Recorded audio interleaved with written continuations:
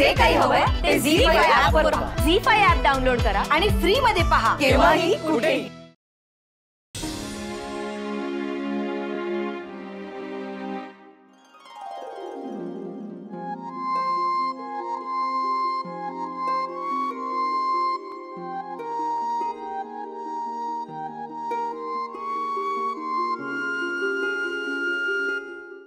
चेहऱ्यावर असं टेन्शन का दिसतंय?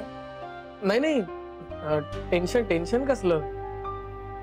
मी फक्त विचार करतोय, कारण उद्याचा दिवस ना खूप मस्त असणार.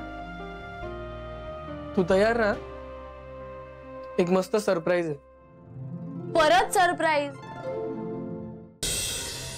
त्यांचं दुःख हलकं करून त्यांच्या आयुष्यात आनंद निर्माण करण्यासाठी एक आई म्हणून मी माझं बाळ त्यांना देऊन एका बाईला मातृत्व देण्याचा निर्णय घेतला.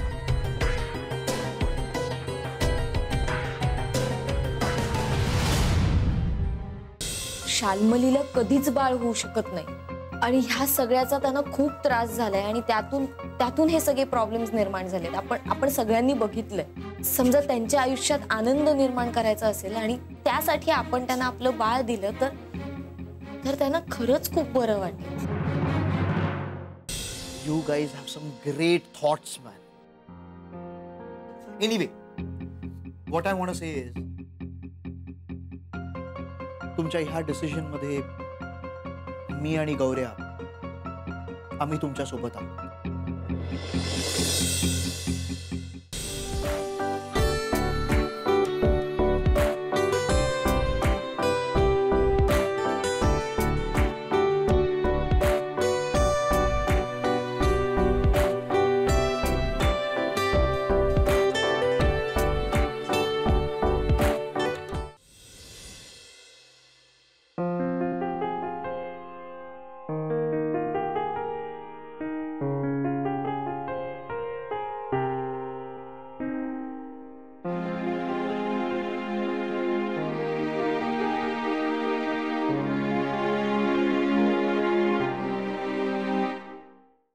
कविता आपल्या प्रेमाच्या सरत्या काळाची मी सांगावी तू ऐकावी.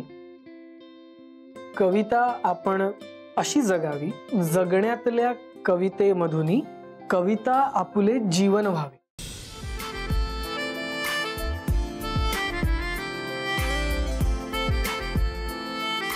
वैदेही, तू ना लांब जाऊच नको, माझ्या जवळ, खूप खूप जवळ.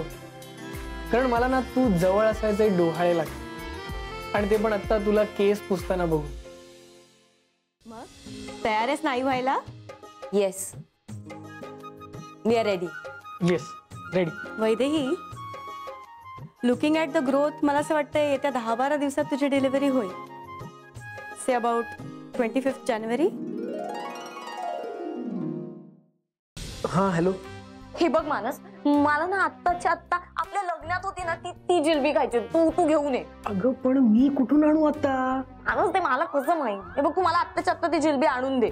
मला ना खूप जास्त क्रेविंग होते. ओके? काय रे, पुन्हा डोहाळे? हो.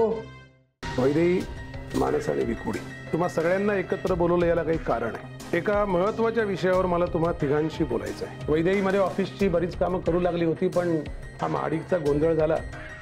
आणि मानस, तू तर हुशार आहेसच, म्हणून तुम्हा तिघांवर इथला बिझनेस सोपवून मी आता सिंगापूरमध्ये जाऊन बिझनेस वाढवावा असं वाटायला लागलंय मला. वैदेही, मी एक डिसिजन घेतलंय. काय डिसिजन? वैदेही, मी तुझ्या बाबांची ऑफर ऍक्सेप्ट करण्याचा डिसिजन घेतला. काय? That's really great. खरंच खूप मस्त डिसिजन आहे. I am really happy. बरं, मी घरी येऊन काकांना पण सांगतो, ते पण खूप खुश होते. हो, तू ये लवकर, आम्ही वाट बघतोय. अरे, आणि ते आपले क्लायंट वगैरे कोणी नाही आहेत आणि तू सतत बिझनेसचा विचार नको करू मानस. थांब, तुला ना जरा बॅकग्राऊंड सांगतो. मानस, कॉलेजमध्ये असल्यापासून ना मला स्कल्पचरिंग मध्ये खूप इंटरेस्ट आहे. I find it dam interesting. त्यामुळे मला तेव्हापासून यात काहीतरी करण्याची इच्छा होती, ती आत्तापर्यंत. पण कॉलेजमध्ये असताना कधी हिम्मत झाली नाही आणि नंतर बिझनेस सेट करण्यात वेळही मिळाला नाही. Seriously? Yes, it's a fact. पण आता मला असं वाटतंय की आता बिझनेस पण मस्त सेट झालाय आणि पर्सनल लेवलवर पण सगळं ओके आहे. त्यामुळे आता मी स्कल्पचरिंग शिकणार आहे. तुम्ही स्कल्पचरिंग शिकणार आहात? येस. आणि चक्रदेव सर या फील्डमधले खूप मोठे आर्टिस्ट आहेत. हा, अरे त्यांची पुस्तकं खूप फेमस आहेत आणि त्यांचं एक एक स्कल्पचर काही लाखांना विकलं जातं आपल्या देशात आणि परदेशात सुद्धा. वाव. येस.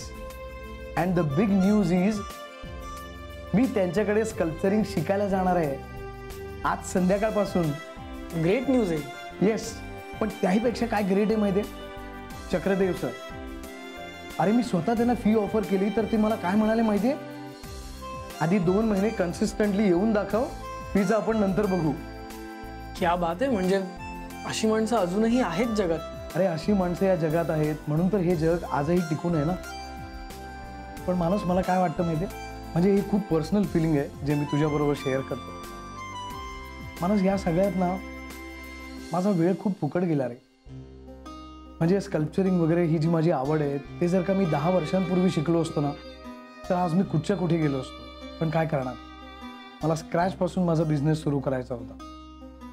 मदत करणारं कोणी नव्हतं, गाईड करणारं कोणी नव्हतं. I had to do everything on my own. So नाही जमलं.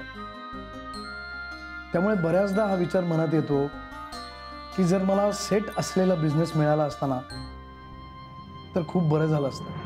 But it was not destined. ते बहुतेक माझ्या नशिबात नव्हतं. But fine, no regrets.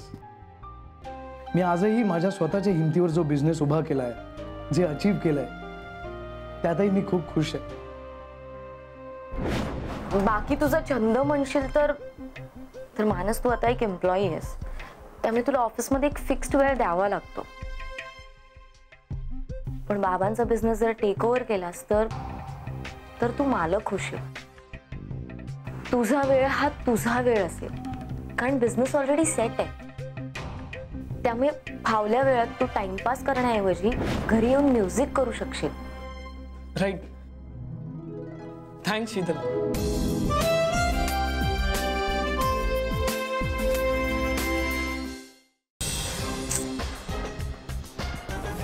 Phone करतही नाही आणि उचलतही नाही. कुठे गेलाय हा माणूस? आला बघ, मी बघ.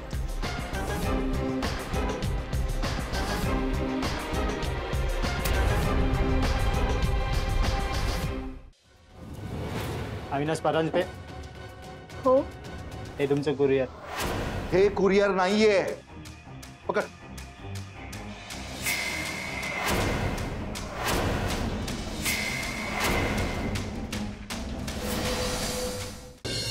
आज मूड एकदम छान दिसतोय तुमचा. मनवा, माझा मूड नेहमीच चांगला असतो, तुम्हाला ते कळत नाही. हो का? मग संध्याकाळी डिनरला जाऊया आपण. चालेल, जाऊया ना. ठीक आहे, तयार राहा, कॉल करतो मी निघताना. मनवा, करा मजा करा. मी दोघं तरी एकमेकांबरोबर वेळ घालवा ना. साहेब, प्रॉब्लेम झाला.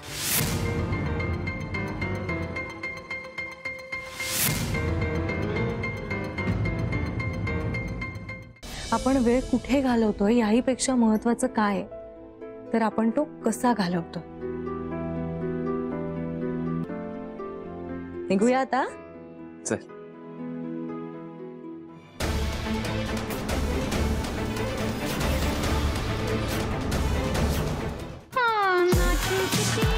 जुगलबंदी ये होती है बॉस.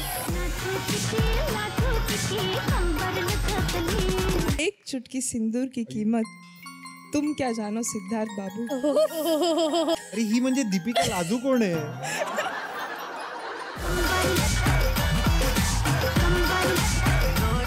तुझे एक्सप्रेशन कमालीचे.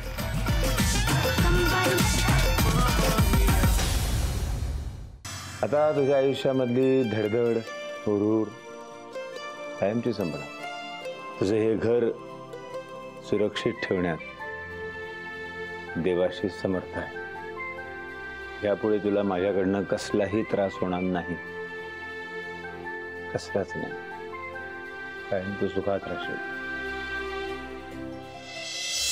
म्हणजे मी आता मधुराताईकडे गेलो होतो तर तिथे आदित्य दादा आणि ती तर होतीच, पण सोबत उत्तराताई सुद्धा तिथे होते. काहीतरी बोलणं सुरू होतं त्यांच्यात. हे बघ अथर्व, त्यांचं काहीतरी बोलणं सुरू आहे म्हणजे काहीतरी कारस्थानच करत असतील असं नाही ना? आणि असलं तर